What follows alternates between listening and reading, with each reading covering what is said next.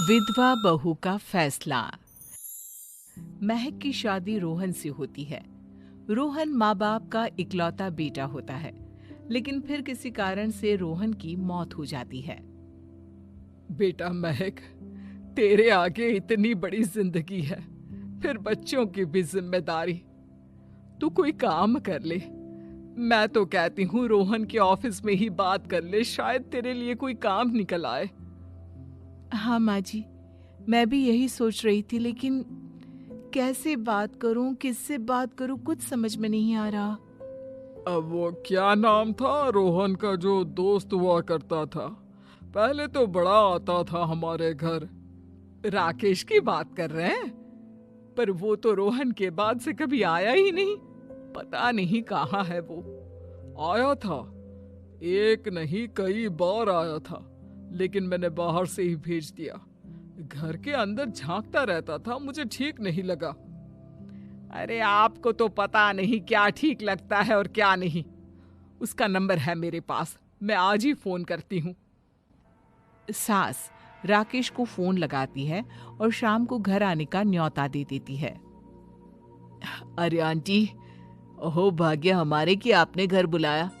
मैं तो कई बार आया, लास्ट टाइम तो अंकल से मुलाकात भी हो गई थी। हाँ, वो हम लोगों को निकलना था ना कहीं उस वक्त। अरे छोड़ो ना बेटा, बोलो क्या लोगे? आपकी बहू। क्या बकवास कर रहे हो राकेश? अरे मेरा मतलब ये है कि आपकी बहू कहाँ है? भाभी जी के हाथ की चाय की बस एक प्याली मिल जाती तो। महक चाय लेकर आती है, लेकिन वो जैसे ही राकेश की ओर देखती है, उसे राकेश पसंद नहीं आता। वो अंदर जाने को होती है कि अरे भाभी जी कहाँ जा रही है, बैठिए तो सबके साथ। जी नहीं, बच्चों को खाना खिला रही हूँ, आप माँ जी से बात करें ना। अंदर जाने के बाद सास कहती है, अरे बेटा राकेश, वो क्या है ना, वैसे तो तेरे अंकल जी की पेंशन आती है, साथ ही ऊपर 2 मंजिल मकान से किराया भी, तो हम लोगों का तो अच्छा चल जाता है। लेकिन महक, उनकी चिंता आप न करें आंटी, आदेश दें बस आप तो। देखो भाग्यवान, रहने दो, कोई बात नहीं, मैनेज हो जाएगा। अरे क्या मैनेज हो जाएगा अंकल, हमें भी बता दें। आप चुप रहिए जी। अब वो क्या है ना राकेश, तुझे तो पता है कि रोहन के 2 बच्चे हैं, उनकी पढ़ाई लिखाई का खर्चा बहुत है। हम ये चाह रहे थे कि रोहन के ऑफिस में महक को भी अगर कोई काम मिल जाता तो। क्यों नहीं आंटी जी, मैं हूं ना, मैं बात कर लेता हूँ। वैसे तो आप हाँ ही समझिए। महक भाभी को बोल देना कि कल तैयार रहें मेरे साथ ऑफिस चलने के लिए, मैं मालिकों से मिलवा दूंगा उन्हें। महक अंदर से सब सुन रही थी। अच्छा आंटी जी, तो चलता हूँ, कल आ जाऊंगा। अच्छा भाभी जी, तैयार रहिएगा कल। राकेश तो चला जाता है, लेकिन ससुर सास पर बरस पड़ते हैं। मुझे ये आदमी एक पैसे का पसंद नहीं है।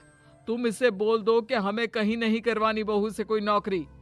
अरे क्यों नहीं करवानी, सारा पैसा मैं इसके बच्चे और इसी पर उड़ा दूंगी, तो मेरी बेटी को क्या दूंगी? जरूरत क्या है तुम्हारी बेटी को तुम्हारे पैसे की? अरे वो तो पहले ही बड़े पैसे वाले घर की बहू है। अपनी बहू की सोचो जो अब तुम्हारी बेटी जैसी है। बच्चे रोहन की आखिरी निशानी है। अरे अपना भाषण अपने पास रखो, सारा दिन घर पर बैठी रोटियां तोड़ेगी, तो काम करे ना कुछ बाहर जाकर। बहू सब सुन रही होती है। वो अगली सुबह बिना मन के तैयार तो हो जाती है, लेकिन जैसे ही राकेश आता है, क्या बात है भाभी जी, रेडी हैं? तो फिर चले डेट पर, मतलब इंटरव्यू पर। महक सामने आती है कि सामने ससुर जी खड़े होते हैं। हाँ महक बेटा, आओ चलते हैं, मैं भी चल रहा हूँ। ससुर को तैयार देखकर राकेश का चेहरा बन जाता है। अब अंकल जी, आप परेशान हो जाएंगे। अरे रहने दीजिए ना, धूप भी बहुत है। वैसे भी स्कूटर में तो 2 लोग ही बैठ सकते हैं ना। तो तुम चलो, मैं बहू के साथ अपनी कार से आ जाता हूँ। महक ससुर जी को देखकर खुश हो जाती है, उसे शांति हो जाती है। वो लोग रोहन के ऑफिस जाते हैं जहां बॉस कहते हैं, नमस्ते अंकल। नमस्ते महक, कैसे हैं आप लोग?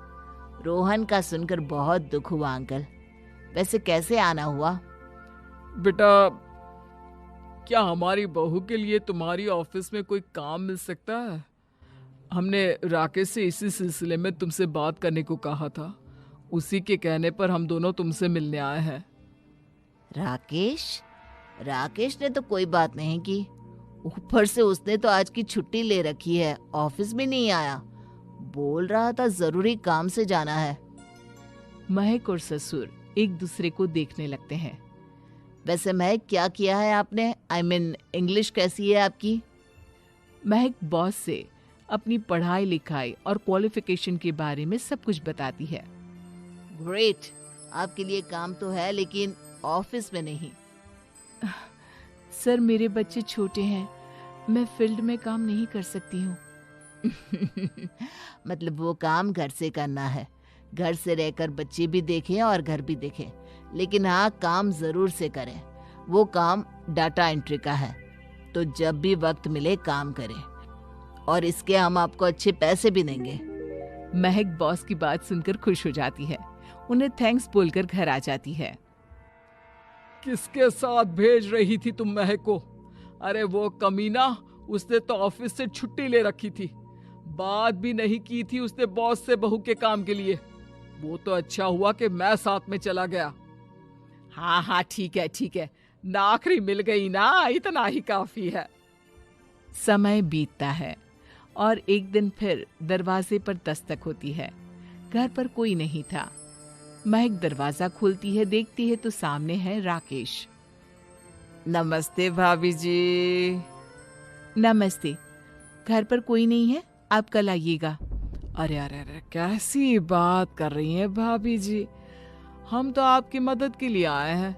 वो क्या है ना, अंकल जी का फोन आया था कि आपको किसी मदद की जरूरत है। महक को आश्चर्य होता है कि उसके ससुर ने राकेश को फोन क्यों किया। वो ससुर जी को फोन करती है लेकिन फोन नहीं लगता। नहीं, हम लोगों को किसी भी चीज की जरूरत नहीं है, आप जा सकते हैं। अच्छा, एक कप चाय तो पिला दीजिए। महक चाय लेकर आती है। चाय पीने के बाद, रोहन मेरा बहुत अच्छा दोस्त था। उसने मुझसे कहा था कि वो रहे ना रहे, उसके घर वालों का, खास करके आपका ख्याल मुझे ही रखना है। तो मैं कल फिर आऊंगा भाभी जी। नहीं, माता पिताजी है नहीं, वो 4-5 दिन बाद आएंगे। आप उन लोगों के आने के बाद ही आइएगा। मुझे ये सब ठीक नहीं लगता। अरे छोड़िए ना भाभी जी, लोगों का तो काम है कहना। मेरा मतलब है वो तो बोलते ही रहेंगे। आता हूँ मैं कल। महक को अब गुस्सा आ जाता है। हमेशा शांत और मधुर बोलने वाली महक पहली बार जिंदगी में फैसला लेती है, और फैसला होता है राकेश को सबक सिखाने का। बड़े बेशर्म हैं आप। किसने कहा आपको कि आप आए? अरे भैया, साफ साफ बोला ना कि नहीं जरूरत है किसी की मदद की। मैं अकेले सक्षम हूँ अपना घर संभालने के लिए। आज आखिरी बार बोल रही हूँ, इस घर की तरफ आंख उठाकर भी देखा ना तो देख लेना, वरना वरना पुलिस के हवाले कर दूंगी। निकलो यहाँ से, या धक्के मार कर निकालूं। पुलिस का नाम सुनते ही राकेश वहां से 9-2-11 हो जाता है और महक को अपने फैसले पर गर्व